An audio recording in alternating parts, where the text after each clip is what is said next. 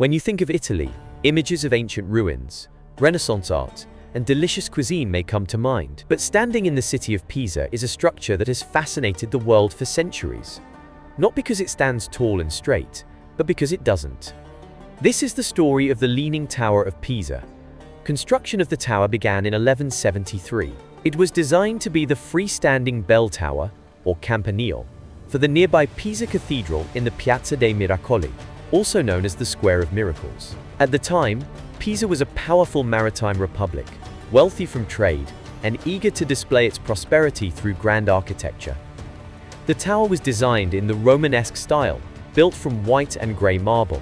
Its circular base supports 8 stories, including a chamber for 7 bells at the top. The structure stands about 56 meters, or 183 feet tall. But the tower's most famous feature was never part of the original plan. Just 5 years after construction began, when the builders had completed only 3 levels, the tower started to lean. The reason? The ground beneath it. Pisa's soil consists of soft clay, sand and silt, unstable materials unable to properly support the heavy marble structure. The foundation itself was only about 3 meters deep, far too shallow for such a massive building. As the tower began to tilt, construction was halted. Ironically, this pause, caused by wars between Italian city-states, may have saved the tower from collapsing. The long delays allowed the soil beneath the foundation to settle. Nearly a century later, construction resumed. Engineers attempted to compensate for the lean by building the upper floors slightly taller on one side. If you look closely, you can see that the tower actually curves slightly, a silent record of medieval attempts to fix a growing problem. Finally, in 1372, almost 200 years after it began, the tower was completed. Over the centuries, the lean continued to worsen. By the 20th century, the tilt had reached a dangerous angle of more than 5 degrees.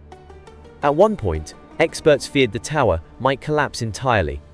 In 1990, the tower was closed to the public, and an international team of engineers began an ambitious stabilization project. They removed soil from beneath the higher side, installed counterweights, and anchored the structure carefully. After more than a decade of work, the lean was reduced to about 4 degrees. The tower was declared stable for at least another 200 years. Beyond its architectural curiosity, the Leaning Tower of Pisa also holds scientific significance. According to tradition, the famous astronomer Galileo Galilei, who was born in Pisa, conducted experiments here, dropping objects of different masses from the top to demonstrate that they fall at the same rate. Whether the story is legend or fact, it remains an iconic part of the tower's legacy.